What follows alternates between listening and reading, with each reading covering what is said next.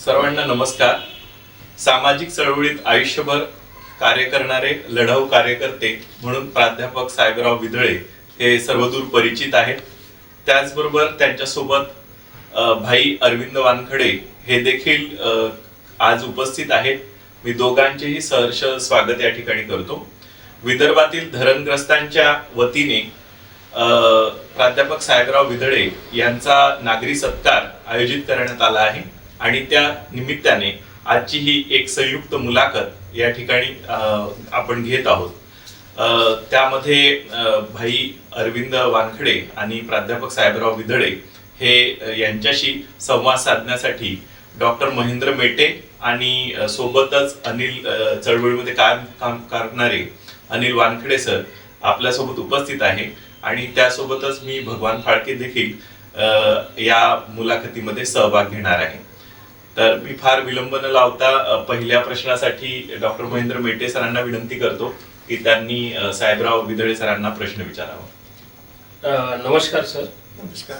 आपण विद्यार्थी दशेत अनुभवलेले आपले सामाजिक, शैक्षणिक व राजकीय स्थिती व आपली कौटुंबिक पार्श्वभूमी याविषयी आम्हाला काही माहिती द्यावी. तर सुरुवातीला सांगायचं म्हणजे माझं जे गाव आहे ते वर्धेच्या खोऱ्यामध्ये वसलेलं गाव आहे आणि तिथे एक 4थीपर्यंत शिक्षणाची सोय होती आणि त्यानंतर मग वडिलांनी आम्हाला मोर्शीसारख्या ठिकाणी जे शिकायला तिथे व्यवस्था करून दिली आणि तिथे मग आमचं उर्वरित शिक्षण तिथे मॅट्रिकपर्यंत तिथे झालं. तर पार्श्वभूमी म्हणजे अत्यंत हलाखीची परिस्थिती होती आणि त्यातून मार्ग काढण्यास शिक्षणाची आवड होती, वडिलांनाही आवड होती आणि म्हणून आम्हाला त्यांनी इकडे पाठवलं आणि मग ती आमच्या शिक्षणाची तिथून सुरुवात झाली. आपण सामाजिक चळवळीमध्ये सहभागी होण्यासाठी आपल्याला कोणत्या प्रेरणा किंवा कुठल्या घटना अशा घडल्यात की ज्या तुम्हाला प्रभावित करून गेल्यात? सुरुवातीला जेव्हा माझं शिक्षण पूर्ण झालं त्यानंतर पहिल्यांदा तेव्हा काय होतं की सरकारी नोकऱ्या लागणं काही फार कठीण नव्हतं. माझं स्वतःचं सिलेक्शनसुद्धा विदर्भ महाविद्यालयामध्ये फिजिक्सचं प्राध्यापक म्हणून झालं होतं. परंतु एक गावाची ओढ होती आणि आपण आपल्या लोकांना काही देणं लागतं. तर एक शिवाजी शिक्षण संस्थेचं तिथे कॉलेज होतं आणि शिवाजी शिक्षण संस्थेशी माझं भावनिक नातं होतं आणि म्हणून तिथे मोर्शीला श्री आर लाहोटी विज्ञान महाविद्यालयामध्ये श्री शिवाजी शिक्षण संस्था संचालित त्या ठिकाणी मी कनिष्ठ महाविद्यालयीन शिक्षक फिजिक्समध्ये मी ती नोकरी स्वीकारली आणि तिथून काय झालं की जेव्हा मी नोकरीवर ते जॉईन झाल्यानंतर लागलीच अप्परोदा धरणाचं तिथे उद्घाटन झालं. तेव्हा मुख्यमंत्री होते शंकरराव चव्हाण आणि आणीबाणीचा काळ होता आणि त्या आणीबाणीच्या काळामध्ये जेव्हा धरणाचं उद्घाटन झालं आणि त्या धरणामध्ये माझं सुद्धा एक गाव होतं आणि मग त्या धरणाला प्रचंड विरोध सुरू होता, अगोदरही सुरू होता. त्या विरोधामुळं काय झालं की ते धरणाची साईटसुद्धा बदलली. जी ठाणाठुणीला सुरुवातीला होती ती साईट नंतर शिंबोरा इथे आली. धरणाला विरोध होता पण त्या काळामध्ये भैयाची आणि माझी भेट झाली आणि मग भैया हे प्रो डॅम होते आणि मी सुद्धा. तर एक स्ट्रॅटेजी अशी होती महाराष्ट्रामध्ये की पश्चिम महाराष्ट्रामध्ये हे धरणं जास्तीत जास्त व्हावं यासाठी ते विदर्भामधले धरणं डिक्लेअर करायचे, घोषित करायचे, परंतु प्रत्यक्षात मात्र होऊ द्यायचे नाही. लोकांमध्ये गैरसमज निर्माण करायचा आणि धरणाला विरोध व्हायचा आणि मग धरणाची कामं थांबली की मग हा पैसा पश्चिम महाराष्ट्रामध्ये वापरला जायचा आणि मग आम्ही हे जे नीती होती राजकीय ती आम्ही लक्षात आल्यानंतर आम्ही अशी मुवमेंट उभी केली की आम्हाला धरणही पाहिजे आणि जे म्हणून विस्थापित आहे त्यांचं व्यवस्थित मोबदला आणि न्याय्य मोबदला आणि त्यांचं पुनर्वसन झालं पाहिजे आणि म्हणून मग धरण व्हावं आणि सोबतच यांचं पुनर्वसन वगैरे व्हावं व्यवस्थित अशी ही आम्ही चळवळ उभी केली. याला जोडून एक प्रश्न मला विचारायचा आहे की धरणग्रस्तांच्या साठीची चळवळ म्हणून तुम्ही सुरू केली, मात्र पुढे पुढे तुम्ही त्या एका लाभार्थ्यांच्या चौकटीमध्ये जे प्राप्त होणार होते त्याचे रूप ते मिळाल्यानंतर देखील तुम्ही व्यापक सामाजिक चळवळीकडे वळलात. मग त्यामागे काय अशी प्रेरणा राहिली आहे? दरम्यानच्या काळात काय झालं, जेव्हा सामाजिक चळवळीमध्ये वळण्यापूर्वी तोपर्यंत मला काही फारसा गंध नव्हता या फुलेशाह आंबेडकरांच्या तत्वज्ञानाचं फार काही वाचन नव्हतं करत. पण जेव्हा भैयांची भेट झाली त्यानंतर मग नागेश भाऊंची एक चळवळ जी पूर्ण विदर्भामध्ये, आता महाराष्ट्रामध्ये, ती म्हणजे बहुजन संघर्षाची चळवळ, ती व्यवस्था परिवर्तनाची चळवळ होती. त्यांच्याशी जेव्हा संपर्क आला आणि ते जेव्हा फिलॉसॉफी ती मांडायला लागलेत व्यवस्था परिवर्तनाचा, फुलेशाह आंबेडकरांचा संघर्ष पुढे, तर तेव्हा मग मी त्यावर थोडं चिंतन करायला लागलो. आणि मग मी जेव्हा मला कळलं की व्यवस्था परिवर्तन हे फार आवश्यक आहे, आणि मग मी त्या चळवळीशी जॉईन झालो आणि मग सामाजिक चळवळीला तिथून माझ्या सुरुवात झाली. माझा सहभाग त्यामध्ये व्हायला लागला. हा काळ साधारणतः 1980चा 80 नंतर, 80 ते म्हणजे पुढे समजा. आपले सहकारी भाई अरविंदराव वानखेडे सर या ठिकाणी उपस्थित आहे. भाईंना माझा असा प्रश्न आहे की तुम्ही सोबत धरणग्रस्तांचा लढा उभा केलेला आहे. तुम्ही या लढ्यामध्ये संयुक्तरित्या तुमचे काय अनुभव राहिलेले आहेत या लढ्यामध्ये? म्हणजे सर आणि तुम्ही कशी स्ट्रॅटेजिक लढाई करत होता? सुरुवातीला जेव्हा ठाणाठुणी धरण जाहीर झालेलं होतं तेव्हा त्या धरणाला आमच्या भागातल्या त्या ठाणाठुणीच्या पुढच्या लोकांचा, जे धनिक शेतकरी होते, त्यांचा विरोध होता. पण त्याही वेळेस वसंतदादा पाटील जेव्हा हिवरखेड, परसवाडा आणि हातोडण्याला आले तेव्हा संचलनाचं काम माझ्याकडे दिलं परसवाड्याला. तेव्हा मी दादा होतेच तिथे, वसंतदादा, मी इरिगेशन मिनिस्टर होतो. मी त्यांना असं सांगितलं की 5 वर्षाच्या तुमच्या कारकिर्दीमध्ये किंवा 30 वर्षाच्या तांत्रिक नोकरीमध्ये या भागाचा, या देशाचा भूगोल तुम्हाला बदलवता येणार नाही. धरण या भागातच होईल, कारण इथे साईट आहे. मग ते धरण पुढे ढकललं गेलं आणि विधळे सरांची माझी भेट झाल्यानंतर मी प्रो धरणवादी होतो. त्या वसंतदादा पाटलांच्या मीटिंगमध्ये सुद्धा धरण झालंच पाहिजे असं मी जेव्हा म्हटलं तेव्हा माझा सदराट ओढण्यात आला आणि माझं भाषण थांबवलं. आणि मग जेव्हा विधळे सरांची भेट झाली तेव्हा मग आम्ही दोघंही जोमाने प्रो धरणही झालं पाहिजे आणि पुनर्वसनही झालं पाहिजे. आणि जेव्हा आम्ही बहुजन संघर्षाचं काम करायला लागलो तेव्हा त्याला एक सामाजिक न्यायाचा रूप या चळवळीला देता येईल काय असा आमचा विचार झाला. आणि त्याच्यामध्ये मग आम्ही त्या चळवळीला एक सामाजिक स्तर देखील आणून पोहोचवला. मला असं वाटते की साधारणतः भाई अरविंद आणि प्राध्यापक विधळे सर, आम्ही तिघही जण बहुजन संघर्ष समितीचा अविभाज्य घटक असलो तरी सुद्धा आणि गेल्या 10 वर्षातल्या प्रकल्पग्रस्त चळवळीतला, 10 वर्ष चालवलेल्या प्रकल्पग्रस्त चळवळीचा त्यांना दीर्घ अनुभव असला तरी सुद्धा आजच्या सामाजिक परिस्थितीमध्ये ज्या पद्धतीने विधळे सरांनी सामाजिक चळवळीसोबत आपली नाळ जोडली, तर त्याच माध्यमातून एक प्रश्न मला असा भासतो की या सगळ्या इश्यू बेस्ड चळवळी राबवण्यापेक्षा आपण सामाजिक कामावर जास्त भर दिला पाहिजे असे आपणास कधी कधी वाटते का? प्रश्न बरोबर आहे की ही जी आहे ना, ही आर्थिक लाभाची चळवळ, धरण्याची चळवळ म्हणजे आर्थिक लाभाची.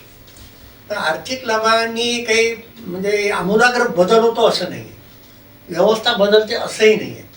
त्याला जर सामाजिक व्यवस्था परिवर्तनाची जर जोड असेल तर तो जो विकास होतो किंवा तो जो बदल असतो तो खऱ्या अर्थाने बदल.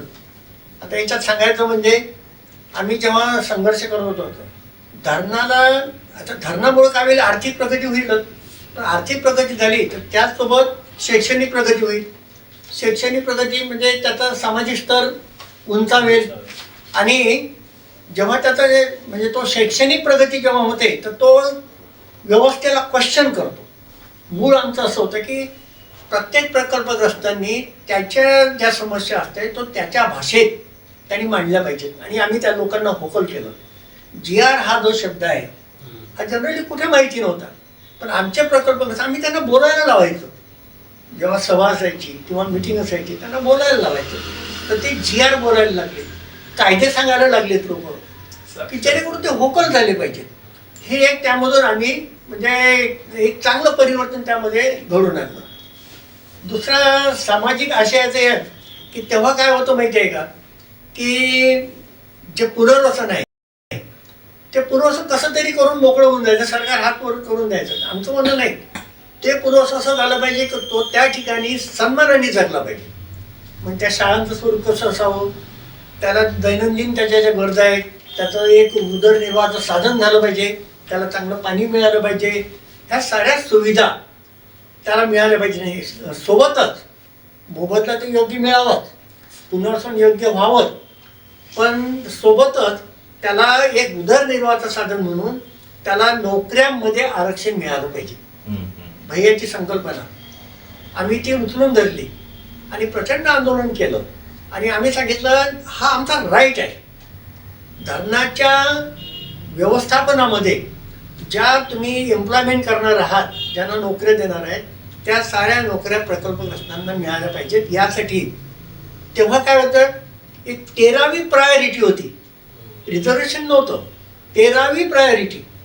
13व्या प्रायोरिटीमध्ये काहीच उपयोग नव्हता. मग दरम्यानच्या काळात काय झालं माहिती आहे का, हे सगळे अधिकारी आपले नातेवाईक ओळखी पाळखीचे जेव्हा काही फार कायदे कळत नव्हते एम्प्लॉयमेंटचे, हे लावले. आम्ही त्याला विरोध केला. तेव्हा कलेक्टर होते दासगुप्ता, कमिशनर, हे सगळे यांच्यासोबत बैठकी झाल्या की हा आमचा राईट आहे, तो नोकऱ्या त्यांना मिळाल्या पाहिजे. आणि मग दरम्यानच्या काळात शासनासोबत जेव्हा वाटाघाटी झाल्या तर हा एक पहिला प्रकल्प आहे जिथून 21 जानेवारी 80ला शासनाने एक निर्णय घेतला की प्रकल्पाच्या आस्थापनेवर ते 100% प्रकल्पग्रस्त लागलेच पाहिजे. आणि जे इतर डिपार्टमेंट आहे, सर्व सेवा संस्था, अथॉरिटी, ज्याला आपण सेमी गव्हर्नमेंट, इथे मात्र 5% त्यांच्याकरता आरक्षण शासनाने मंजूर केलं. त्याचा परिणाम असा झाला की हे रेकॉर्ड झालं. मग जेव्हा बिगर धरणग्रस्त लागले ते आम्ही त्यांना काढायला सांगितलं, कलेक्टरने मान्य केलं आणि सर्वांना काढल्यानंतर ते रिव्हॉल्ट झाले. एक घटना अशी आहे की जेव्हा विदळे सरांनी दासगुप्तासमोर कंप्लेंट केली की हे बिगर धरणग्रस्त तुम्ही घेतात आणि 100% प्रस्थापनावर आमचे लोक असले पाहिजे, तर हे काढले पाहिजे, तेव्हा त्यांनी ते काढले. तर ते सगळे लोक काही त्यातले जमा होऊन यांच्यावर हल्ला करायला गेले आणि त्यावेळेस मोर्शीमध्ये असणारे धरणग्रस्तांना देखील मग गोळा झाले आणि मग तो मोठा संघर्ष होता होता वाचला. परंतु ते बिगर धरणग्रस्त मात्र यांच्या जीवावर उठले होते आणि त्याही प्रसंगातून आम्हाला धरणग्रस्त लोकांनीच त्यावेळेस पुन्हा मदत केली आणि तो प्रसंग निघून गेला. पण जेव्हा गावागावामध्ये माहिती झालं, दुसऱ्या दिवशीला जवळजवळ 200-300 लोक मोर्शीला कलेक्ट झाले होते. फार मोठं म्हणजे वादळ झालं असतं, पण आम्ही ते अगदी सामोपचाराने घेतलं. तेही आपलेच आहेत. आज त्यांना गैरसमजातून ते आपल्यावर अटॅक करतायत. तर आता म्हणजे नोकऱ्यांच्या बाबतीत मग बरेचशा पोरांना नोकऱ्या लागायला लागल्या. मग दुसरा मुद्दा असा आला की यांच्याजवळ जागा होत्या, टेक्निकल एम्प्लॉयमेंट होतं, पण आमच्याजवळ मुलं नव्हती. कारण स्वाभाविक आहे ना, खेड्यातले मुलं कुठे शिकलेत, ते शिक्षणाची सोयच नव्हती. मग हा प्रश्न आला तर भैया एक दिवस एका मीटिंगमध्ये मला मोजरीला वसंतदादा तिचे मीटिंगमध्ये बोलले की दादाचं असं म्हणणं होतं की तुम्ही मुलं द्या, नोकऱ्या आहेत, आम्ही नोकऱ्या द्यायला तयार आहोत, प्रशासन इथेच म्हणायचं. पण आम्ही असा प्रश्न केला की आमच्याजवळ क्वालिफिकेट पोरच नाही आहे आणि ते स्वाभाविक आहे की त्याला काय माहित होतं की धरण होणार आहे म्हणून. मग याच्यावर ते काय करायचं. तर दादा मात्र थोडं त्यांना सामाजिक जाणीव होती, हे मान्य करावं लागेल. दादांनी साऱ्या अधिकाऱ्यांना म्हटलं की यांच्याजवळ जागा नाही, बरोबर हे यांच्याजवळ क्वालिफाईड मुलं नाही आहे, हे वस्तुस्थिती आहे, पण आपल्याला यांना नोकऱ्या द्यायच्या, काय करता येईल. आणि मग अप्पर ऑर्डर ही सुरू झाली. ती अशी सुरुवात आहे. आम्हाला काही इंजिनियर लोकांनी याच्यात मदत केली हा. की नाशिकला CDO मध्ये हम्म. आमचेच लोक लेक्चरर असतात आणि ते त्या मुलांना शिकवतात. म्हटलं इथे होऊ शकते का असं? हम्म. तर ते म्हणजे इथे हॉल आहे आपल्याजवळ, सगळे लोक आहेत, इट कॅन बी, पण ते त्या लेवलला तुम्ही मांडा. म्हणजे आम्हाला त्या काही अधिकारांचा आतून खूप सपोर्ट लागला. आणि मग दादांनी त्यांना सांगितलं आणि मग अधिकारी तयार झाले आणि मग इथे टेक्निकल सिव्हिल इंजिनिअरिंग असिस्टंट आणि इंटरमिजिएट ड्रॉइंग, कारण ट्रेसर करता इंटरमिजिएट ड्रॉइंग लागत होतं. तर हे क्लासेस उघडले. त्यांच्याच इंजिनियरनी शिकवलं आणि त्या पोरांना परीक्षा घेतल्या आणि पास झाले आणि ते पोरं तिथे लागले. जे सिव्हिल इंजिनिअरिंग असिस्टंट म्हणून लागले ते इंजिनियर म्हणून रिटायर झाले. हम्म. आणि अनिल एक उदाहरण त्यामधलं आहे. तर या आणि ट्रेसर खूप लागले. मग काय झालं की अप्पर वर्धाच्या तेव्हा स्पेशल जाहिराती निघायच्या कशा की केवळ अप्पर वर्धा प्रकल्पग्रस्तांनीच अर्ज करावे इथपर्यंत आमचा दबाव होता. आणि त्याचा परिणाम असं झाला की पुष्कळ म्हणजे जवळजवळ 2000च्या वर पोरं त्यामध्ये. आणि उद्देश कसा होता, एका फॅमिलीमधून एक पोरगा लागणे म्हणजे त्या फॅमिलीला एक उदरनिर्वाहाचं एक कायमस्वरूपी साधन उपलब्ध होणे, हा त्यामागचा उद्देश होता. मला याला धरून एक प्रश्न असा विचारायचा आहे की जेव्हा एखादा लढा उभा राहतो तेव्हा त्यावरती दमन यंत्रणा पण एक काम करत असते. त्याशिवाय भारतासारख्या ठिकाणी जातीचा अस्मिता आणि प्रश्न पण गंभीर असतात. अशा वेळेस आर्थिक मुद्द्यावर लढा तुम्ही जेव्हा उभारला तेव्हा फुटीरतेचा काही सामना आपल्याला करावा लागला का? म्हणजे लढा हा विघटित होण्याचा, फुटीरता त्याच्यामध्ये येण्याची काही शक्यता होती का? बरोबर आहे. मलाही जाणवलं की या प्रसंगाला सामोरं जावं लागलं मला. तर फक्त एक होतं की आमच्याबद्दलची जी धारणा होती आमच्या दोघांबद्दलची आणि आमची जेवढी टीम होती काम करणारी, यांचं एक लोकांमध्ये एक चांगली धारणा आमच्याबद्दलची होती. आमचं एक मॉरल होतं. त्यामुळं कोणीही आमच्यामध्ये हस्तक्षेप करत नव्हता. आणि मग पवारसाहेबांची लक्षात आलं. त्यांनी आम्हाला महाराष्ट्राची प्रकल्पग्रस्त परिषद घ्यायला लावली होती. आम्ही ते मान्य केलं, परिषद घेतली. मोर्शीला मोठी परिषद झाली पूर्ण महाराष्ट्राची. बाबा आडा होते, सुदाम काका होते, मोठी परिषद झाली होती. ते हे प्रसंग आमच्यावरती आले, पण आमचं एक मॉरल असल्यामुळं ते कोणी काही तसे प्रयत्न करू शकले नाही. त्याला जोडून एक उत्तर असं की आम्ही इथल्या आमदाराच्या थ्रू निवेदनच दिलं नाही. अच्छा. इथल्या मिनिस्टरला पण नाही विदर्भातल्या. आम्हाला बरेचशा लोकांनी, आता माझी जुनी ओळख होती काही लोकांशी, काय बाबा तुमचं काय सुरू आहे, आम्हाला काही सांगत नाही.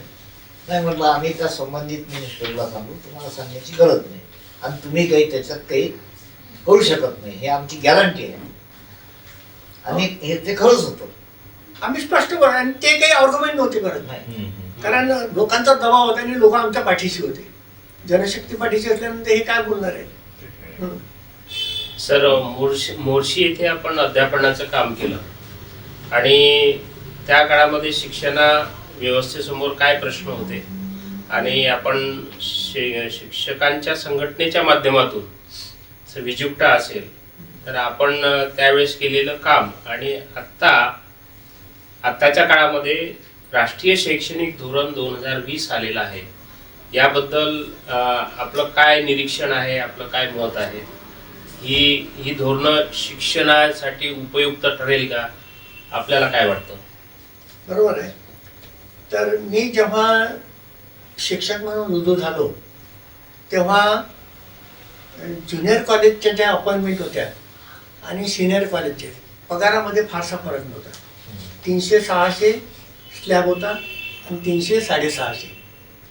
नंतर जेव्हा नुटाचे आंदोलन सुरू झाले, सिनियर कॉलेजचे UGC करता जे आंदोलन सुरू झाले, त्यामध्ये ज्युनियरचे लोक, आम्ही कारण नवीनच सुरू झालो होतो, आम्ही त्यामध्ये सहभागी होतो. पण झालं काय की सिनियरचं एकदम 700-1600 पर्यंत त्यांना मिळालं. मग आम्ही चर्चा केली की ज्युनियरचे लोक नवीन आहेत, तरुण आहेत, ते सगळे आंदोलनामध्ये होते, पण त्यांचा विषय कोणी घेतला नाही, फक्त वापर करून घेतले गेला. मग काय झालं की एक संघटना स्थापन करायचं ठरवलं. Vidarbha junior college teachers association. पण त्याच काळात नुटाला एक पॅरलल संघटना होती, विदर्भ सी म्हणून होते ते, विदर्भ नागपूरचे Vidarbha college and junior college teachers association अशी ती संघटना होती नुटाला पॅरलल. तर मग त्यांच्यासोबत काम सुरू केलं. पण आम्ही त्यांना म्हटलं की तुम्ही यातून आता सिनियर कॉलेज वगळा, फक्त Vidarbha junior college teachers association. ते तयार झाले नाही. मग मोर्शीला एक संघटना तयार केली, Vidarbha junior college teachers association. आणि मग ज्युनियर कॉलेजच्या ज्या काही डिमांड्स आहेत, त्या शिक्षकांच्या ज्या समस्या आहेत, त्या दृष्टीने आम्ही प्रयत्न केले.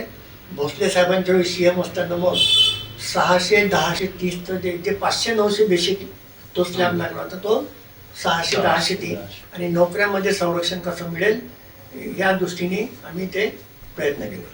आता माझं असं मत आहे की माणसाच्या जीवनामध्ये, मानवी जीवनामध्ये जर कुठल्या गोष्टीला महत्त्व असेल तर ते शिक्षण आणि शिक्षण. बरेचदा आम्ही म्हणायचो कॉलेजमध्ये मुलांना की माणसाची मूलभूत गरज कुठली आहे, तर पोरं सांगायचे अन्न वस्त्र निवारा, कारण एवढं शिकवलं होतं आपल्याला.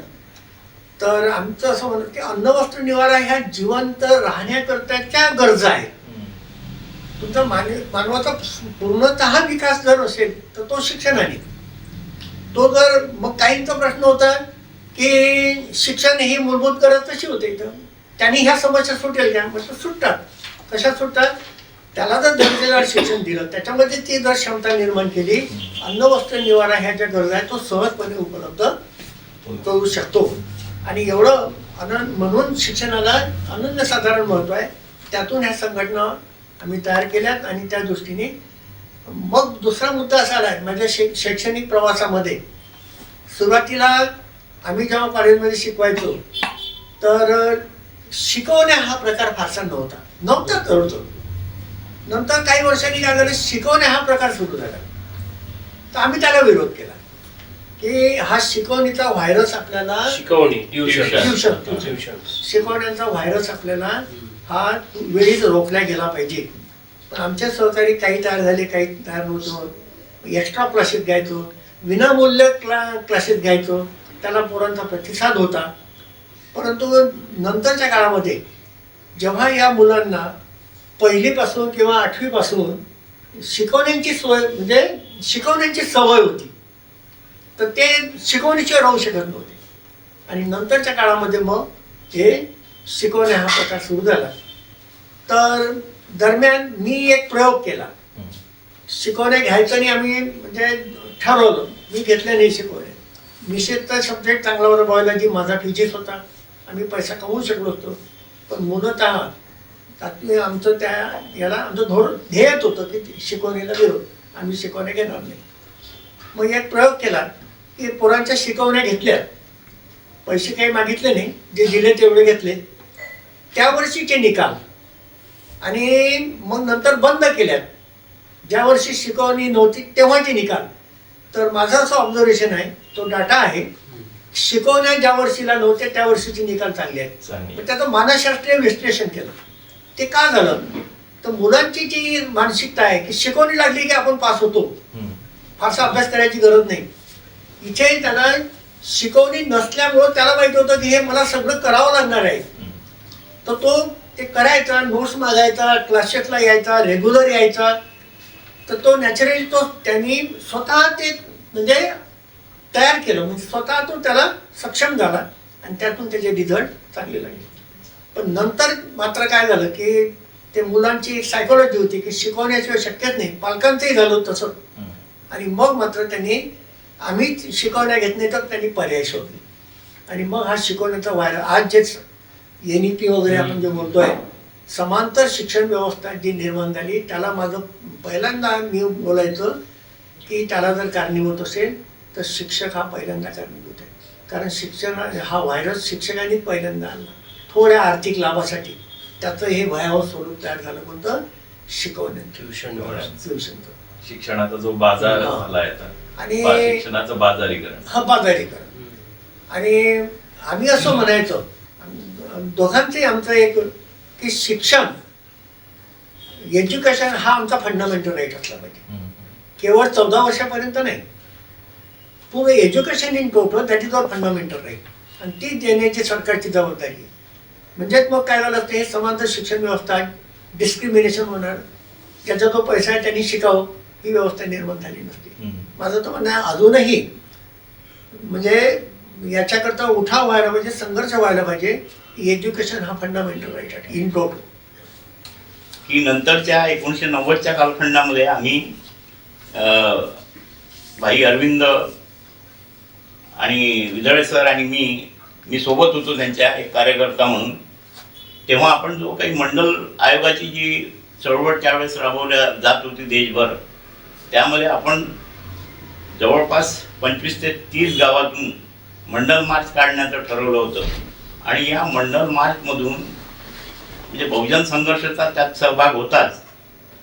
या मंडल मार्चमध्ये आपली जी काही भूमिका होती आणि आपण जी काही मांडणी केली गावगाव सगळीकडे, त्या संदर्भात पुन्हा एकदा त्या मताला त्या गोष्टीला आपण उजाळा द्यावा असं मला वाटते.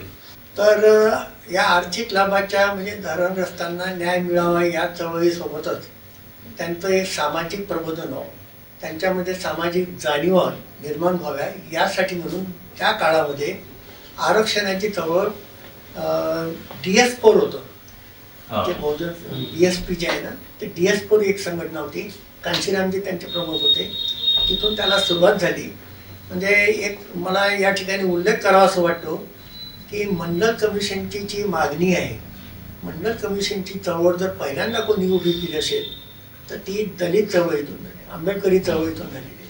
त्यांनी पहिल्यांदा प्रश्न असा पडायचा, मी त्यांची जेव्हा भाषणं ऐकले सर, भाषणं ऐकले तर काय व्हायचं, ते म्हणायचे आमच्यावर अत्याचार भरपूर झाले, खूप झाले, एवढे अत्याचार इथून पुढे कोणावर होऊ नये, परंतु आमच्यावर जे अत्याचार झाले ते ज्यांनी केले ते त्यांनी त्याच्या डोक्याने केले नसून त्याच्या म्हणजे त्यांनी त्याला कोणीतरी चिथवून दिलेला आहे. आणि म्हणून आपला संघर्ष हा ओबीसी उद्या हा गुलाम ठरलेलाच आहे, हा आपला बांधवच आहे, की याला न्याय मिळाला पाहिजे. यासाठी जी व्यवस्था त्याला चिथावून देते आणि हा संघर्ष त्यांनी निर्माण केला, त्या व्यवस्थेच्या विरुद्ध संघर्ष उभा करायचा. आणि मग त्यांनी मंडल कमिशनची मागणी केली आणि मग आम्ही मंडल कमिशनचा अभ्यास केला. तेव्हा पुस्तकं छापले की जेणेकरून ते पुस्तकं प्रत्येकापर्यंत गेले पाहिजेत. अशोक सरस्वती एक आमच्या सोबतच काम केलं आहे, त्यांनी अगदी शॉर्टमध्ये मंडल कमिशनच्या शिफारसी वगैरे ते पुस्तक आणि ते सर्क्युलेट केलं. आणि मग मंडलबद्दलचा जो गैरसमज होता, टू बी फ्रँक, जे ओबीसी होते तेच मंडल कमिशनला विरोध होतो. कारण त्यांचा संभ्रम असा निर्माण करून दिला होता की त्यांना गैरसमजातून की हे आरक्षण म्हणजे SC STचंच आरक्षण आहे, आपलं नाही. अनिलला माहिती आहे, आम्ही जेव्हा मंडल पोहा काढला काही ठिकाणी वाद झाले, इंजिनियर लोकांनी वाद केले, हे काय लावलंय म्हणून तुम्ही आरक्षणाचं, याचा आपला काय संबंध आहे. आम्ही त्यांना समजून सांगायचं पण ते ऐकायला तयार नव्हते. म्हणजे ओबीसी तेव्हा मंडल कमिशनच्या विरोधात होते. मग आंदोलन सुरू झालं. आम्ही जवळजवळ 300 किलोमीटर आमचा तो मंडल पोहा काढला आणि गावागावामध्ये मंडल कमिशन कोणाकरता आहे हे समजावून सांगितलं. आणि मग मंडल 92 मध्ये मंडल कमिशन लागू झालं. आणि मग मात्र त्याचे जे फायदे आहेत ते सगळे त्यानंतर मग ओबीसीच्या मुवमेंट उभ्या झाल्या मंडल कमिशनला जाऊन. मला याला जोडून एक प्रश्न विचारावासा वाटतो की तुम्ही धरणग्रस्तांच्या प्रश्नांवरती संघर्ष आणि लढा उभा केला, त्यानंतर बहुजन संघर्ष या निमित्ताने तुम्ही कार्य केलं आणि ओबीसीच्या सगळ्या मंडल आयोगाच्या निमित्ताने पण जे जाणीव जागृतीचे कार्यक्रम आहेत, चळवळी आहेत, त्यामध्ये तुम्ही सक्रिय सहभाग घेतला. या सगळ्या प्रक्रियेमध्ये स्त्रियांचा सहभाग कसा राहिला आहे त्याविषयी काही सांगाल? आमच्या धरणाच्या चळवळीमध्ये आणि सामाजिक चळवळीमध्ये सुद्धा स्त्रियांचा सहभाग समाधानकारक होता, चांगला होता. कारण आम्ही प्रबोधन करताना त्यांना अशा पद्धतीनं सांगायचं की ही जबाबदारी तुमची आहे आणि कुठल्याही व्यवस्था परिवर्तनाचा जर पहिला आघात कोणावर होत असेल तर तो स्त्रियांवर होतो. हे आता सिद्ध झालेलं आहे. म्हणून स्त्रियांना म्हणजे जागरूक करणे, स्त्रियांना चळवळीमध्ये आणले. धरणाच्या चळवळीमध्ये सुद्धा महिला आमच्या पुढे होत्या. जेव्हा ऑफिसेस वगैरे ताब्यात घ्यायचे होते तर महिला पुढे होत्या. जेव्हा ते गनिमी काव्याने आम्ही आंदोलनं केले, गनिमी काव्याने कोणालाच माहिती नाही, तेव्हा सुद्धा महिला आल्या. आणि महिलांनी अधिकाऱ्यांना घेराव घातला आणि त्यांना जाऊ देत नव्हते. म्हणजे एक तर प्रसंग म्हणजे माहितीच आहे. एक तहसीलदार पण मला म्हणजे लग्नाचं जाऊ द्या, त्याने म्हणजे तू आमच्या मुलासारखाच आहे म्हणे, जिथं तुला जाऊ देत नाही. म्हणजे अशा एवढ्या व्होकल त्या महिला झाल्या होत्या. आणि सांगायचं म्हणजे आता माझं लग्न 81 मध्ये झालं. महिलांचा सहभाग कसं परिवर्तन. माझं लग्न 81 मध्ये झालं आणि मग घरी ही फुले शाहू आंबेडकर ह्या सगळ्या चर्चा सुरू असायच्या. पण एक मान्य करावं लागेल माझ्या मिसेसला, जेव्हा आम्ही इथे सारे देव असायचे, सारे म्हणजे विधी व्रत वैकल्य सगळे प्रकार करतो. मी माझ्यासारखे हा असा नवरा मिळावा यासाठी तिला ते सोमवार वगैरे करावं लागलेत. आम्ही चर्चा केली की सावित्रीबाई फुले शाहू आंबेडकर हे सगळं. तर म्हटलं तुझं तू वाद आणि मी आग्रह नाही आहे, ते हे स्वीकारायचं की नाही स्वीकारायचं हे ठरवायचं. अभ्यास केला आणि त्यांनी ठरवलं की हे सगळं आपल्याला नको आहे. आम्ही संपूर्ण ते जे काही देवा घरामध्ये होतं ते सगळे प्रकार बंद केले. आणि मग नाही, याच्यात एक महत्वाची गोष्ट सांगायची राहून तिथे, याही चळवळीमध्ये गावगावच्या ज्या महिला होत्या त्यातले सोकाळ उच्च म्हणजे मध्यमवर्गीय होते, त्यांच्या महिला कमी आणि ज्यांना अतिशय कमी मिळणार होतं, ज्यांचं फक्तच घर जाणार होतं, त्या महिला जास्त. आणि ज्यांच्या घर पुलाचे होते त्या दलित महिला जास्त. साहेबरावची आई ही पुढे होती आणि त्यावेळेस माझी आई पण होती, तुमच्या आई पण होत्या, म्हणजे म्हाताऱ्या पण होत्या. पण ह्या कार्यकर्त्याच्या घरच्या होत्या. पण मग बाकीचे उच्चस्तरीय गावातले की हा उठाव पुढे जो होणार आहे तो होणार आहेच. आणि त्या उठावाला दलित आणि ओबीसी मधला मजूर वर्गच आमच्या सोबत राहणार आहे. बरोबर. आणखी एक प्रश्न या निमित्तानं दोघांसाठी पण मला विचारावासा वाटतो, तुम्ही दोघं पण त्याचे स्वतंत्र उत्तर द्या. की हे सगळं सामाजिक कार्य करताना तुमचा बाहेर सार्वजनिक जीवनामध्ये जास्ती वावर होता आणि संघर्ष, लढे, तणाव ह्या सगळ्या गोष्टी होत्या. सोबतच आपल्या उपजीविकेचं पण काम करणं हे देखील एक तुमच्या वाट्याला होतं. ह्या सगळ्या प्रक्रियेच्या दरम्यान जी एक तुमची कुटुंबातली जी भूमिका होती ती कशी राहिली आणि तुम्हाला कुटुंबामधून त्यासाठीचा कसा एक आधार राहिलेला आहे आणि या सगळ्यांमधून जाताना तुम्ही कुटुंबियांसोबतचं जे एकमेकांना समजून घेणं आहे ती प्रक्रिया कशी केली, या संदर्भात दोघांची मतं जाणून घ्यायला आवडतील. सुरुवातीला मोठे होते. तुम्ही मी माझ्या कुटुंबामध्ये मोठा होतो, त्यामुळे माझ्यावरती ती एक वडील म्हणून जबाबदारी माझ्यावरती आधी. सुरुवातीला हे कठीण गेलं आणि एक समज काय होता की हे जे सामाजिक काम आहे किंवा राजकारणामध्ये वगैरे तर हे याच्यामध्ये आपलं नुकसान होऊ शकते, कुटुंबावर संकट येतात.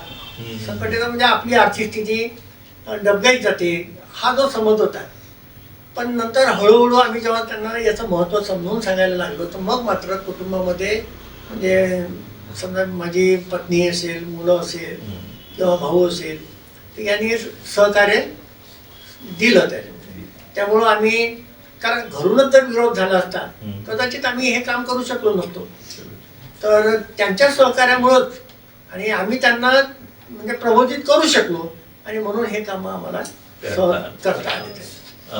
भाई सांगतील त्यांची. साहेबराव दादा हे कुटुंबात मोठे असल्यामुळे आणि त्यांचे वडीलही कुटुंबात मोठे होते आणि त्यावेळेस ते 8वा 9वा वर्ग शिकलेले होते दादा, म्हणजे बरीच त्यांना समज होती. परंतु साहेबरावांनी हे काम करताना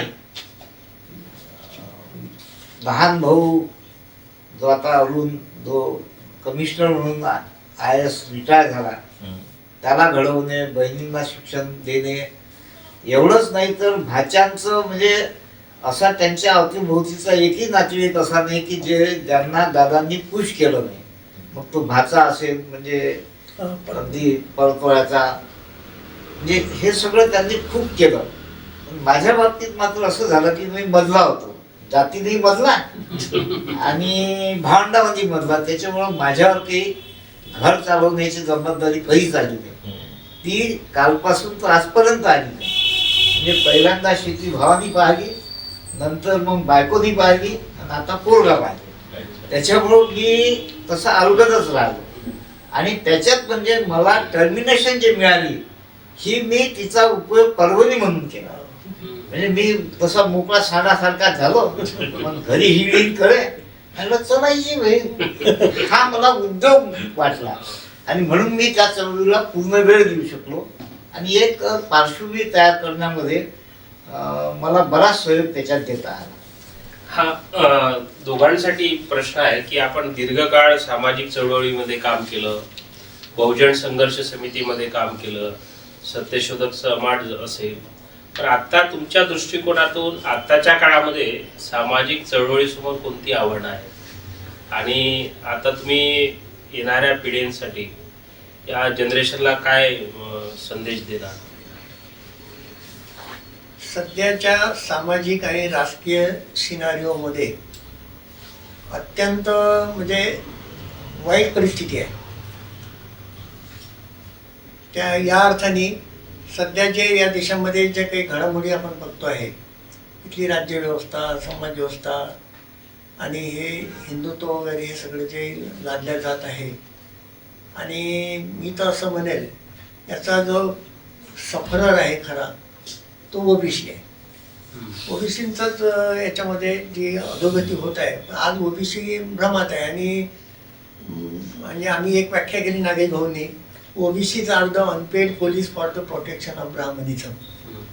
तर सध्याच्या याच्यामध्ये जर आपण जागरूक असलो नाही तर गुलामी ही अटळ आहे. आणि पुढली गुलामी ही डिजिटलाइज गुलामी असेल. त्यातून मार्ग निघणे सुद्धा, पूर्वीच्या गुलामीतून आपण मार्ग जरी काढला किंवा फुलेशाह आंबेडकर होते, पण आता या गुलामीतून त्यातून मुक्तीच होईल की नाही अशी मला शंका आहे. आणि म्हणून आज अशी वेळ आलेली आहे, एकूणच सामाजिक आणि राजकीय परिस्थिती पाहता आज प्रत्येकाने जेवढे जे म्हणून सामाजिक चळवळीमध्ये काम करणारे आहेत त्यांनी आता ताबडतोब संघटित होऊन रिव्हॉल्ट होण्याची गरज आहे या व्यवस्था परिवर्तनाकरता. नाहीतर ही पुढली पिढी आपल्याला माफ करणार नाही. नाही, माझं असं मत आहे की UPA 1 मध्ये जे कम्युनिस्ट पक्षाने काँग्रेसला त्यावेळेस सपोर्ट केला, तर UPA 1चा 5 वर्षाचा कारभार त्यातल्या त्यात बरा झाला. परंतु 1990 साली नरसिंहरावच्या नेतृत्वाखाली जेव्हा सरकार आलं ते अल्पमताचं सरकार होतं खरं तर. पण त्यावेळेस UPA 2ने त्यांना बाहेरून पाठिंबा दिला, काही कंडिशनल. आणि त्याच नेमक्या वेळेस मला आठवते, तारखा आठवत नाही, परंतु अडवाणी अमेरिकेत त्या दौऱ्यावर असताना त्यांनी एक घोषणा केली होती की हे सरकार 5 वर्ष टिकेल. आता त्यावेळेस जनसंघाचा तो भारतीय पक्ष झाला होता, BJP. तर त्यावेळेस आम्हाला आश्चर्य असं वाटले की एका BJPच्या मोठ्या कार्यकर्त्याने या काँग्रेसच्या गव्हर्नमेंटला आशीर्वाद द्यावं, याच्या मागची काय कारण मीमांसा असू शकते. तर बरोबर काही दिवसांनी गॅट करार मंजूर झाला. म्हणजे या गॅट कराराचा इथल्या हिंदुत्ववादी संघटनाशी काही कडबोळ आहे काय, काही आतून सौख्य आहे काय, असा आभास आता सिद्ध झाला. तो तेव्हा आभास होता. आता त्यांच्या 2 पातळ्यांवर म्हणजे भांडवलीकरण आणि जाती व्यवस्था बळकट करण्याकरता ह्या 2 पातळीवर त्यांनी आता राज्यकर्म सुरू केलं आहे.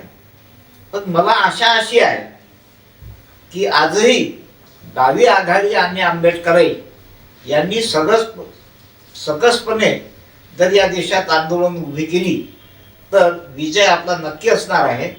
कारण कुठलीही आतंकशाही जगातली ही फार काळ टिकलेली नाही, हा इतिहास आहे. आणि म्हणून मला असा गाढ विश्वास आहे की या देशातली आंबेडकराईट चळवळ, कम्युनिस्टाची चळवळ ही जर एकत्रपणे काम करायला लागली तर काँग्रेसला त्यांच्यासोबत येणे भाग आहे. आणि आज जे राहुल गांधीचं जे विश्लेषण आहे ते विश्लेषण या चळवळीला पूरक आहे. हे कालपर्यंत काँग्रेसवाल्यांनी कधीही उघडपणे आर एस एसवर ज्या पद्धतीने हमले केले नाही त्या पद्धतीची उघडणी राहुल गांधींनी केलेली आहे. त्यामुळे मी पक्का आशावादी आहे की they will come, that we will fight. Definitely. तुम्ही गॅट कराराचा उल्लेख केला आणि गॅट कराराला अनुसरूनच म्हणजे ग्लोबलायझेशनला अनुसरूनच आताच्या एनडीए सरकारने 2018 मध्ये 3 कृषी कायदे आणले होते आणि ते कायदे कृषी व्यवस्थेमध्ये भांडवली गुंतवणूक वाढवण्यासाठी होते. पण त्या 3 कृषी कायद्यांना प्रचंड विरोध झाला आणि जवळपास 750 त्यांनी शहीद झाले. आणि तुम्ही सुद्धा या 3 कृषी कायद्याच्या विरोधामध्ये संघर्ष केला. तर सर तुम्हाला काय वाटतं की आता आपल्याकडे पश्चिम विदर्भातल्या शेतकऱ्यांच्या आत्महत्या वाढलेल्या आहेत, एका बाजूला मार्केटचा क्रायसिस आहे आणि गव्हर्नमेंटच्या पॉलिसीज आता पाहिजे त्या प्रमाणामध्ये शेतकऱ्यांना सपोर्ट करत नाही. तर या दृष्टिकोनातून एकूणच महाराष्ट्रातली शेतकरी चळवळ आणि भारतातली शेतकरी चळवळ ही कशी सक्षम झाली पाहिजे किंवा शेतकरी चळवळीसमोर आता कोणती आव्हानं आहेत?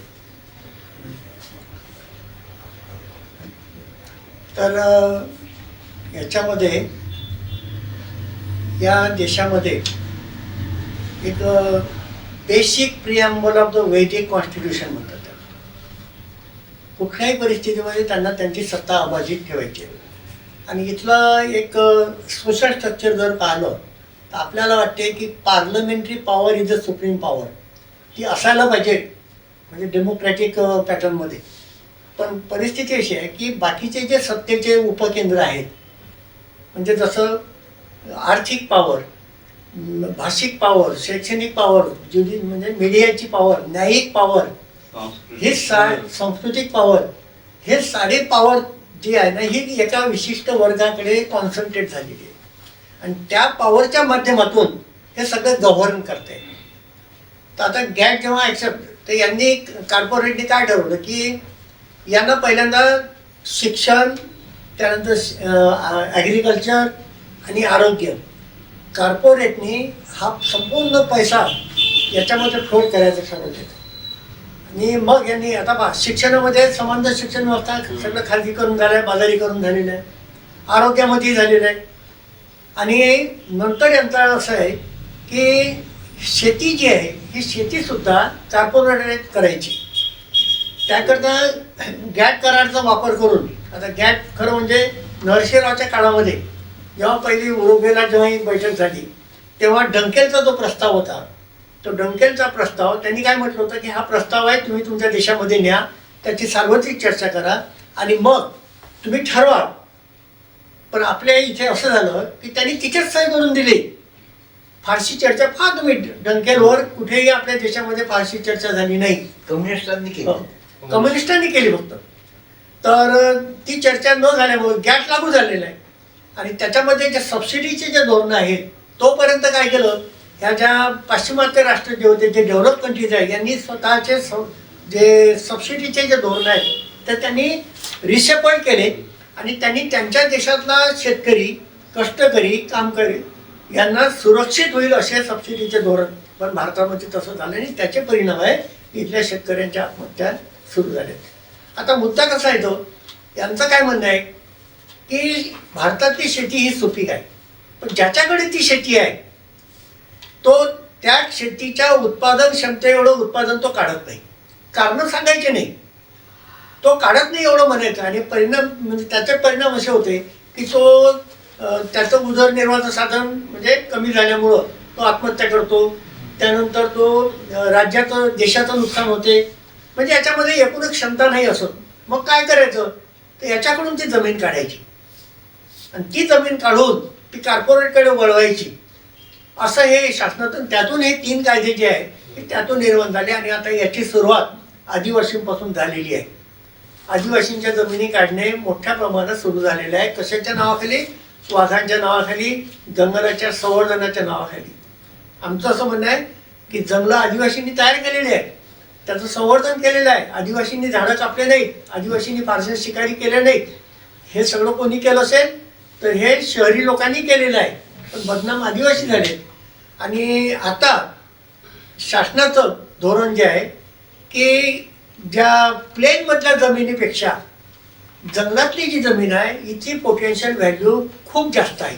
त्याचं कारण आहे, या जमिनीची निर्मिती एका प्रक्रियेतून झालेली आहे.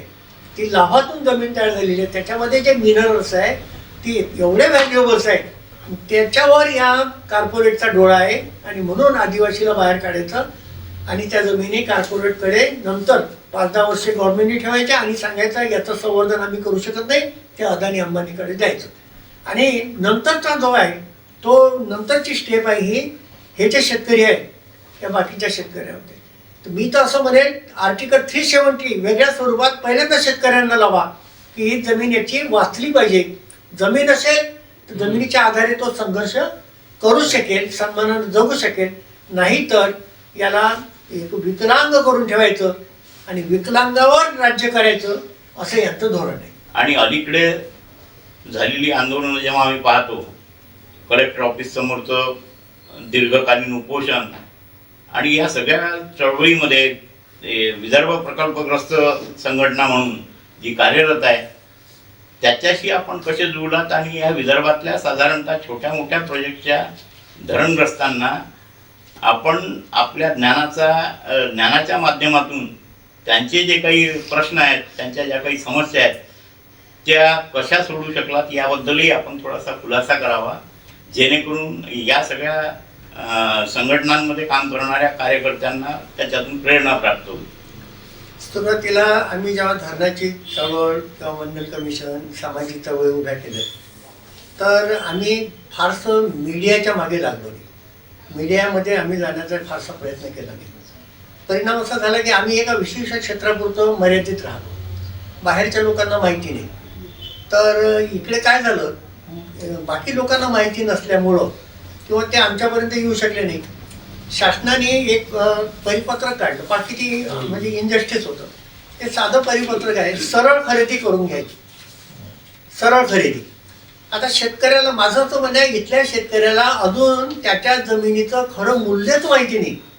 तो तुलना करतो की फाळके सरांनी काय भावाने विकलं, अनिलने काय भावाने विकलं आणि मग मी त्याच्यावर ते 5-10% वाढवून मी मग त्याचं जे व्यवहार आहे जमिनीची किंमत तेवढीच त्याला माहिती आहे.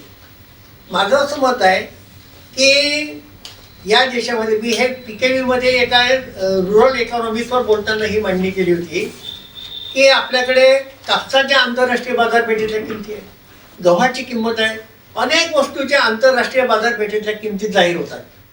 पण कधीतरी आपण पाहिलं का की जमिनीची आंतरराष्ट्रीय बाजारपेठेत किंमत कधीतरी डिक्लेअर केली काय किंवा मागणी तरी झाली काय? कारण आंतरराष्ट्रीय बाजारपेठेमध्ये जर जमिनीची किंमत डिक्लेअर झाली तर ती एवढी आहे की हा शेतकरी जमीन विकणारच नाही, ते जर त्याला माहिती. पण जाणीवपूर्वक जोपर्यंत कॉर्पोरेटच्या घशात त्या जमिनी जात नाही तोपर्यंत शासन ते डिक्लेअर करणार नाही. आता झालं कसं, आम्ही मीडियामध्ये न गेल्यामुळं बाहेर कोणाला माहिती नव्हतं, तर या एक परिपत्रक यांनी काढलं सरळ खरेदीच्या बाबतीत. आणि त्या सरळ खरेदी लोकांकडून त्यांना भीती घालून एक दडपण आणून त्या सरळ खरेद्या करून घेतल्या. सरळ खरेद्या करून घेतल्या तर काय 80,000 रुपये 1 लाख रुपयेपर्यंत जमिनी लोकांनी देऊनही टाकल्यात, लोकांना माहितीच नाही. आणि काय सांगायचे अधिकारी, तुम्ही जर या सरळ खरेदी जर दिली नाही तर तुमचं भूसंपादन कायद्याने जमीन घेतल्या जाईल आणि त्यात तुमचं नुकसान होईल. लोकांनी देऊन टाकले. त्याच्यामध्ये मग काय झालं की काही लोक माझ्याकडे आले, या पेढी प्रकल्पावरती आणि काही प्रकल्पावरती आले, म्हणजे असं असं आहे ते सरळ खरेदी आमच्याकडून घेऊन आले. मी इमिजिएट त्यांना सांगितलं सरळ खरेदी द्यायची नाही. मग सरळ खरेदी द्यायची नाही तर अधिकाऱ्यांना म्हटलं तुम्हाला जमीन पाहिजे आहे ना, मी 24 तासात जमीन द्यायला लावतो, भूसंपादन कायद्याने घ्या. कलम 11चं त्यांना प्रोव्हिजन दाखवलं. पण तुम्हाला 24 तासात जमीन पाहिजे असेल तर 22व्या तासात त्याला पैसे सुद्धा द्यावं लागतात. आणि भूसंपादन कायद्याने याच्यामध्ये त्यांनी जे परिपत्र काढल्यामध्ये त्यात वाटाघाटी हा शब्द टाकलेला आहे. वाटाघाटी प्रत्यक्षात वाटाघाटी झाल्या नाही. इथपर्यंत की मीटिंगमध्ये वाटाघाटी म्हणजे काय त्याची डेफिनेशन घेऊन आम्ही गेलो. वाटाघाटी म्हणजे त्याचं स्वरूप कसं असते, तो शेतकरी, नंतर सरकारचे प्रतिनिधी, गावचे मानविक लोक यांनी बैठक घ्यायला पाहिजे. तुम्ही म्हटलं वाटाघाटी झाल्या तर प्रोसिडिंग दाखवा. प्रोसिडिंग नव्हतं ते त्यामध्ये ते पकडले गेले. त्यानंतर त्यात फंडामेंटल राईट जो आहे न्यायालयात जाण्याचा अधिकार सुद्धा हिरावून घेतला. आता ह्या म्हणजे त्यात आणि ग्रामसभेला विचारलं नाही हे मुद्दे मी मांडलेत. आणि मग हे जनप्रतिनिधींना विचारलं की कुठलंही परिपत्र निघत असताना जनप्रतिनिधीला पहिल्यांदा माहिती पाहिजे. पण दुर्दैव असं आहे की ते परिपत्रकाची यांना माहितीच नाही. कोणाला? जनप्रतिनिधींना. यांना माहिती झाली ती यांनी लोकांना समजून सांगायला पाहिजे. आणि ते परिपत्रक फक्त कुठे वापरलं गेलं तर विदर्भामध्ये, हो, जमिनी लुटायसाठी. पश्चिम महाराष्ट्रामध्ये त्याचा वापर झालेला नाही. आणि प्रचंड जवळजवळ 16,800 हेक्टर जमीन यांनी सरळ खरेदीद्वारे घेतली. 16,800 हेक्टर कशाला म्हणतात सांगा. आणि मग हा संघर्ष, मग आम्ही ती मुवमेंट उभी केली. आणि ते अधिकारी, मी तिथे असल्यामुळे अधिकारी बोलत नव्हते, कारण मी म्हणत तुम्हाला कायद्यामध्ये तरतूद असताना परिपत्र काढलं का? माझं पहिले या प्रश्नाचं उत्तर द्या. कायद्यात तरतूद आहे ना जमीन घेण्याची, मग कशाला काढलं परिपत्र? दुसरं, फंडामेंटल राईट न्यायालयात जाण्याचे अधिकार हिरावून घेण्याचा अधिकार तुम्हाला कोणी दिला? तो तुम्हाला घेता नाही येत.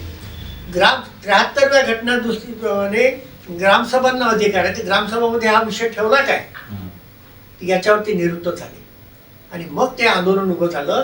तर त्याच्यामध्ये पवारसाहेबांनी त्याच्यामध्ये हस्तक्षेप केला. जयंत पाटलांसोबत बैठकी झाल्या. आणि प्रशासनाची मग लक्षात आलं की यांना आपल्याला द्यावंच लागेल.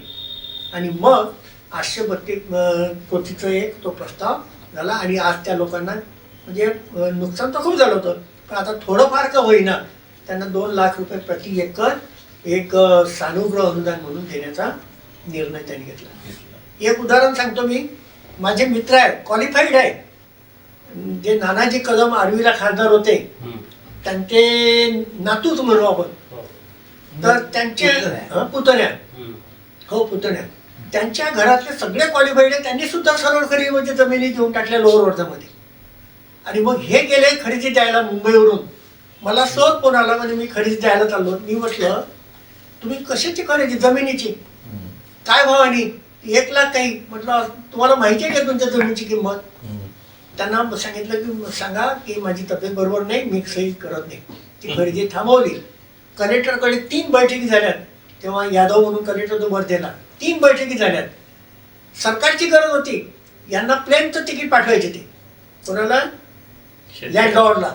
3 बैठकी. मी इथून जायचो.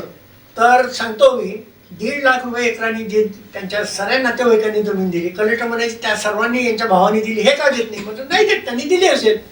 तर ते बार्गेनिंग 3 बैठकीमध्ये शेवटी 15 लाखावरून आम्ही 8.5 लाखावर मान्य झालं. स्पेशल केस झाली आणि त्यांना 8.5 लाख रुपये. तर या पद्धतीनं आता मला असं वाटते, आता हे जे आहे कोणतं की नागरी सत्कार जेव्हा, तर अनेक ठिकाणी मला बोलवलं, पण मी त्यांना नाही म्हटलं. तुम्हाला सत्कार द्यायचा असेल तर तो सामान्य जो माणूस आहे, ज्याचा खऱ्या अर्थानं भैया जे म्हणतात त्याचा खऱ्या अर्थानं सहभाग आहे, त्याची आर्थिक स्थिती नाही तरी तो आलेला आहे आणि त्याला पैसा कमी मिळणार आहे, त्यांनी त्याच्या ऐपतीप्रमाणे 10 रुपये दिले, त्याची रोजी गेली, त्याचा सत्कार घ्या. तर माझं असं मत आहे की ही जर गोष्ट माहिती झाली असती पहिल्यापासून, जर आपण मीडियामध्ये असतो तर कदाचित या लोकांचं ज्यांचं नुकसान झालं त्यांचं नुकसानच झालं नसतं. म्हणून मी म्हणजे हे स्वीकारलं याच्यासाठी की या माध्यमातून लोकांपर्यंत पोहोचणं गरजेचं आहे. कोणीतरी आपल्याला येईल, विचारेल, आपण त्याला नाही देऊ, म्हणजे त्याला कमीत कमी त्याचा जो अन्याय होतोय त्यातून त्याला बाहेरचा काढता येईल आपल्याला. या दृष्टीने हे मत होतं. म्हणजे आता अनेक विकास प्रकल्प आपल्या देशामध्ये सुरू आहेत आणि शेतकऱ्यांच्या जमिनी त्याच्यामध्ये मोठ्या प्रमाणात जात आहे. जसं आपल्याकडे शक्तीपीठचा एक नवीन महामार्ग होतोय, समृद्धी शक्ती. समृद्धी महामार्ग तर झालाच आहे. तर तुमच्या या लढ्यामुळं आता धरणग्रस्तांना किंवा प्रकल्पग्रस्तांना एक नवा मार्ग किंवा एक मार्गदर्शन मिळेल असा आपला लढा आहे. आता या दृष्टीने मला एक म्हणायचं आहे की जेवढ्या म्हणून विकासाच्या योजना सरकार राबवत आहे, आमचा विकासाला विरोध नाही, पण तुम्ही तो विकास आमच्या जमिनीवर ते करताय, आमच्या जमिनी घेताय ना तुम्ही. स्टेक होल्डर असले पाहिजे. हा. येस. तर माझा तो मुद्दा असा आहे, जेवढ्या म्हणून विकासाच्या योजना आहे त्याच्यामध्ये याचा शेअर ठेवा.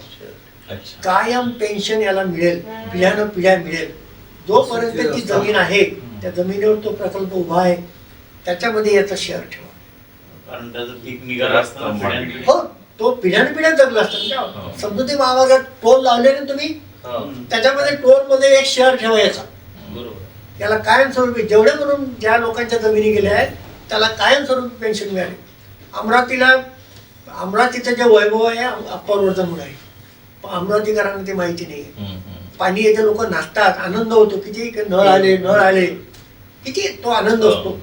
पण त्यांना हे माहिती नाही की या नळामधून जे पाण्याचा खळखळाट असतो ना, त्या त्यांच्या वेदना आहे, कोणाच्या शेतकऱ्यांच्या, त्यांच्या व्यथा आहे, ही जाणीव अजून नाही. माझं म्हणणं आहे की तुम्ही म्हणजे महाराष्ट्र जल प्राधिकरण जे आहे हे तुम्ही जेव्हा पाण्यावर ते कर म्हणजे पाण्याचं जेव्हा बिल देता त्या बिलामध्ये टाका ना 1 रुपया. तो पैसा ज्यांच्या जमिनी गेल्या त्यांच्याकडे जाऊ द्या ना. तर माझं एवढंच म्हणणं सारांशाने की जेवढ्या म्हणून विकास करा तुम्ही, विकासाच्या योजनांमध्ये याचं कायमस्वरूपी पेन्शनच्या रूपाने म्हणा किंवा कुठल्याही रूपाने याचा त्याच्यामध्ये सहभाग भागधारक असला पाहिजे. भागधारक असावे. हा भागधारक त्याचा ही नव्याने मुवमेंट आता सुरू करण्याची केलं गरज आहे हो. की जे काही प्रकल्प होती त्याच्यामध्ये ज्याची जमीन जाईल तो भागधारक राहील. हो, तो आणि ज्या भागातून तो जाईल त्या भागातला ज्याच्याजवळ भूमी नसेल त्याचा पण हक्क त्यात असला पाहिजे. कायमस्वरूपी लाभधारक असला पाहिजे. काय होतं विकासाच्या प्रिन्सिपल हे मान्य झालं पाहिजे. हा, ते त्यांनी कायदाच केला पाहिजे. तो त्याचा तो राईट राहील त्याच्यामध्ये. हागणदारी मुक्ती योजना आहे ना, याची सुरुवात अप्पर वर्धावून झाली. मी दाव्याने सांगतो पहिल्यांदा, कारण आता 84 मधली गोष्ट आहे नाही. तर इथे सार्वजनिक संडासाचं प्रयोजन आहे. त्या 18 सिव्हिक कम्युनिटी जे आहे ना त्याच्यामध्ये सार्वजनिक संडास मला सांगा खेड्यात खरंच शक्य आहे का? त्याचं मेंटेनन्स होऊ शकेल का? त्याचे दारं राहील काय, पाणी राहील काय? म्हणजे मग ते काय होईल, उलट गावाचं सॅनिटेशन खराब करेल. मग आम्ही प्रस्ताव दिला भैयाचं, म्हणजे तिथे म्हणणं होतं की तुम्ही सार्वजनिक पेशा वैयक्तिक द्या. मग आम्ही ते उतरून धरलं. सरकार करायला तयार नाही. हो म्हणायचे, पटायचं सर्वांना, हो म्हणायचे, पण सरकार द्यायला तयार नव्हतं. मग लखनपाल म्हणून कमिशनर होते, त्यांना आम्ही पटवून दाखवलं तर ते कॉन्व्हिन्स झाले. मग यांच्याच गावामध्ये भैयाचीच मुवमेंट, भैयाच्याच गावामध्ये ते सुरू झालं.